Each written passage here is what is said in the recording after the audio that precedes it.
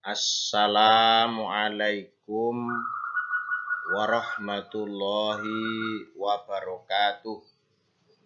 Bismillah, alhamdulillah, la haula wa la quwata illa billah. Allahumma sholli ala Muhammad ibn Abdillah wa ala alihi wa sahbihi wa mawalah, amma ba'du. Anak-anakku, marilah bersama-sama kita memulai dengan membaca Bismillahirrahmanirrahim. Selanjutnya kita akan membahas materi USPAI. Jadi kita sudah belajar sebelumnya, yaitu pembahasan sesi 1, 2, dan 3. Sekarang adalah sesi keempat. Perhatikan ilustrasi pelaksanaan ibadah haji berikut. Seluruh jemaah haji pada tanggal 9 Dzulhijjah. Kita tahu 9 Dzulhijjah adalah wukuf di Arafah, yang dipenuhi dengan berzikir, berdoa, talbiyah, mendengarkan khutbah, dan mohon ampun kepada Allah secara bersama-sama. Berdasarkan ilustrasi tersebut dapat disimpulkan bahwa nilai yang terdapat pada amalan haji tersebut adalah apa kira-kira? Kesetaraan, rela berkorban, tanggung jawab, nasionalisme. Untuk yang D sepertinya tidak ya. Untuk yang C bisa jadi, tapi kurang tepat. Untuk yang B juga bisa jadi, tapi kurang tepat. Kalau saya memilih yang A karena di situ itu memakai baju ikhram. Jadi kata kunci memakai baju ikhram. Baju ikhram itu sama. Jenderal, kopral, prajurit, pejabat, orang kaya, orang miskin, setara.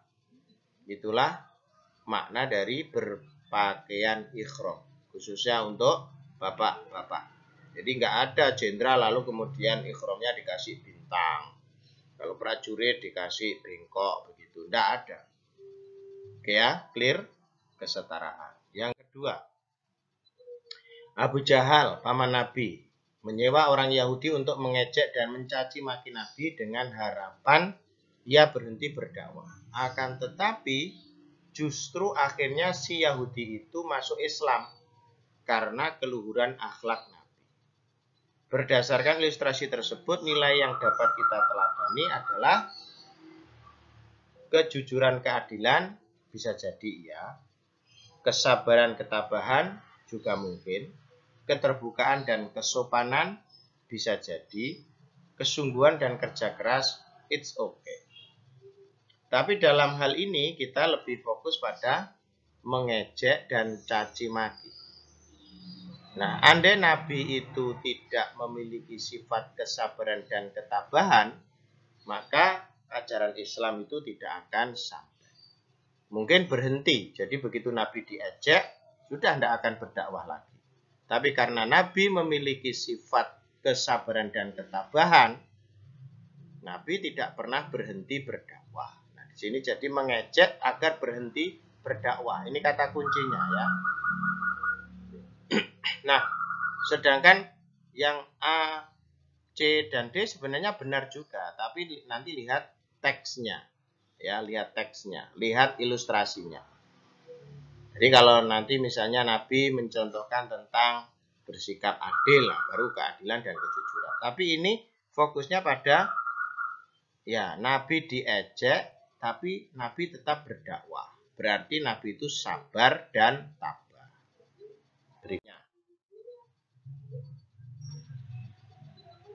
Berikutnya ya. Nah, ketika Bani Umayyah dipimpin oleh Khalifah Al-Walid Abdul Malik, negara sangat makmur dan sejahtera. Selain perluasan daerah, dakwah sampai ke Eropa. Khalifah juga membangun infrastruktur untuk kesejahteraan rakyat. Di antara infrastruktur yang bukan merupakan jasa pemerintah Al-Walid bin Abdul Malik. Nah, ini berarti Anda harus baca. Ini baca buku kelas 8. Buku kelas 8. tentang Abbasiyah dan Umayyah. Ya, silakan dicek nanti. Al-Walid ini termasuk Abbasiyah atau Umayyah, nanti silakan dicek buku kelas 8. Ya. Atau catatan waktu dulu kelas 8. Berikutnya, berita rencana Rasulullah SAW hijrah terdengar oleh kaum Quraisy. Mereka merencanakan mencelakai Rasulullah dengan mengepung rumah beliau. Beliau pun memiliki strategi dengan memerintahkan Ali bin Abi Thalib untuk tidur di ranjang Nabi. Perilaku yang ditunjukkan Ali bin Abi Thalib. Nah, termasuk apa Ali itu? Pemberani, cerdas, ikhlas, jujur. Sebenarnya semuanya ada pada diri Ali, tapi dalam konteks atau dalam teks ini yang lebih dikedepankan adalah keberanian Ali menggantikan Nabi. Ya, maka Ali itu dikategorikan pemberani.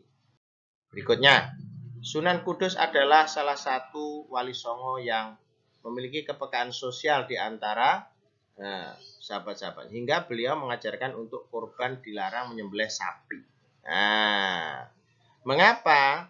Karena di sebagian penduduk Kudus itu masih beragama Hindu.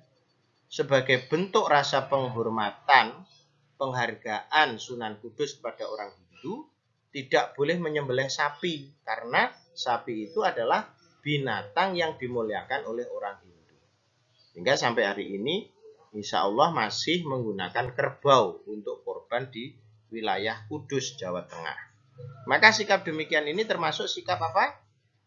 Toleransi, ya, menghargai, mengamal ajaran agama orang lain, menghargai perbedaan, menghargai sesuatu yang tidak kita paksakan.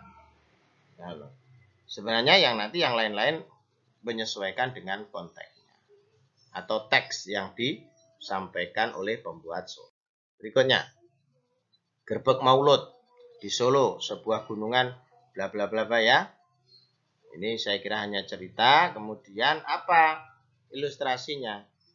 Terkandung apa di sana? Mengenang perjuangan para wali songo, ya. Mengagungkan kehebatan para pejuang Islam, oke. Menanamkan pentingnya berbagi kepada sesama, memberikan hiburan bagi rakyat, ya tentu orang yang melihatnya terhibur. Tapi dalam teks ini adalah gunungan itu setelah didoakan dibagikan kepada masyarakat. Ini kata kunci ya, dibagikan. Maka menanamkan pentingnya berbagi kepada sesama. Oke. Berikutnya, surat Al-Mujadilah. Sudah sangat terkenal ini ya. Pasti ini sering keluar dalam setiap ujian sekolah. Ya ayyuhalladzina amanu idza qila lakum tafassahu fil majalisi fafsahu yafsahillahu lakum wa idza qilan suzu fansuzu yarfa'illahu alladzina amanu minkum walladzina utul ilma darajat wallahu bima ta'maluna khabir. Menurut Quran surat Al-Mujadilah ayat 11 tersebut, bagaimana sikap dan perilaku yang mencerminkan pengalaman dalam menuntut ilmu. Ini tulis saja, misalnya rajin membaca, rajin berdiskusi, rajin menganalisa berita, rajin menulis dan seterusnya. Ini semua piranti-piranti untuk mendapatkan ilmu. Saya kira bebas itu ya, ini jawaban bebas. Intinya dari ayat ini, Allah akan mengangkat derajat orang yang beriman dan berilmu pengetahuan. Kalau yang di atasnya ini adalah sopan santun. Idza qila lakum tafassahu fil majalis fafsahu yafsahillahu lakum. Jadi kalau diminta untuk melapangkan satu tempat, kamu harus melapangkan. Ya, ini nanti Allah yang akan melapangkan tempat kita. Di sini adalah sifat ketundukan, ketawaduan kepada Nabi. Ya. Maka orang yang menuntut ilmu itu harus tawadu, tidak boleh kemelinti, tidak boleh sombong, tidak boleh berani sama guru. Ya itu maknanya. Tapi yang lebih diutamakan dalam ayat ini adalah pemahaman tentang pentingnya menuntut ilmu. Karena orang yang berilmu dan beriman itu akan diangkat derajatnya.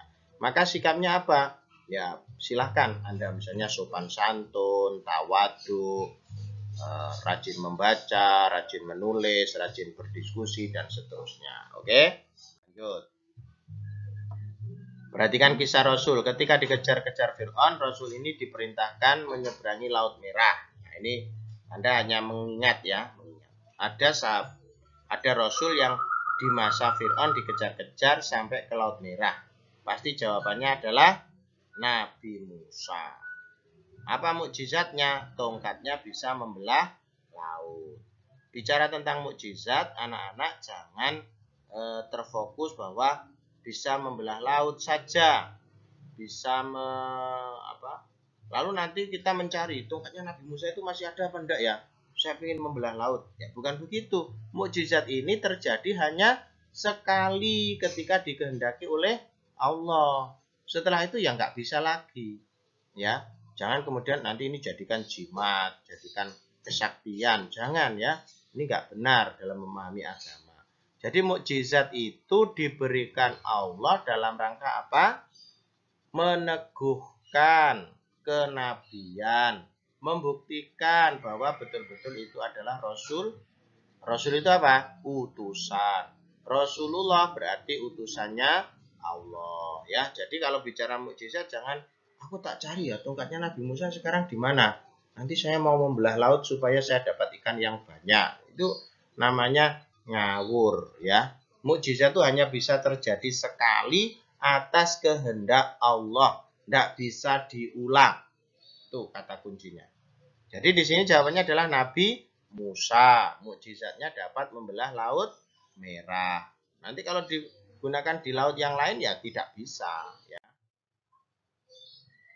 Nah, berikutnya ketika fajar usai menemukan sholat, menemukan uang 20.000. Ia segera menuju kantor sekolah memberikan ke salah satu guru dengan harapan diumumkan melalui pengeras suara. Sebutkan 4 manfaat bagi fajar atas perilaku yang telah dilakukan. Nah, ini Anda menganalisa apa manfaatnya bagi fajar. Sebenarnya menurut saya nggak ada manfaatnya. Ketemu duit ya pak duit tuh kok nih dawet lah ya enak ya. Tapi bagi kita yang orang muslim, satu, mengajarkan kepada kita tentang kejujuran. Yang kedua, mengajarkan kepada kita untuk apa? Tidak rakus. Itu kan bukan milik kita. Kemudian apa lagi? Mengajarkan kepada kita untuk menyayangi, kasihan rek nanti yang punya uang ini kalau sampai misalnya mau beli makanan, mau beli nggak bisa. Di situ muncul rasa sikap peduli, simpati, ya. Terus apa lagi kira-kira? Sikap percaya, ya toh, percaya kepada petugas sekolah, percaya kepada guru supaya diumumkan. Saya ulangi lagi, di situ ada sikap apa? Kejujuran. Yang kedua sifat apa? Tidak rakus atau tidak tamak. Yang ketiga apa? Kepedulian. Yang keempat apa? Ya, percaya kepada orang yang dititipi tadi. Berikutnya. Nah, ini terakhir silakan Anda baca lagi Pak J. Jujur tidak banyak hafal. Jadi kalau Senin Kemis itu manfaatnya apa? Terus ada puasa yang diampuni dosa-dosanya selama 2 tahun. 1 tahun yang lalu, 1 tahun yang ini seingat saya puasa Arafah. Ya, seingat saya. Jadi jujur saya banyak yang tidak tahu ya. Kemudian hari di bulan Syawal. Itu seingat saya seperti berpuasa setahun. Karena yang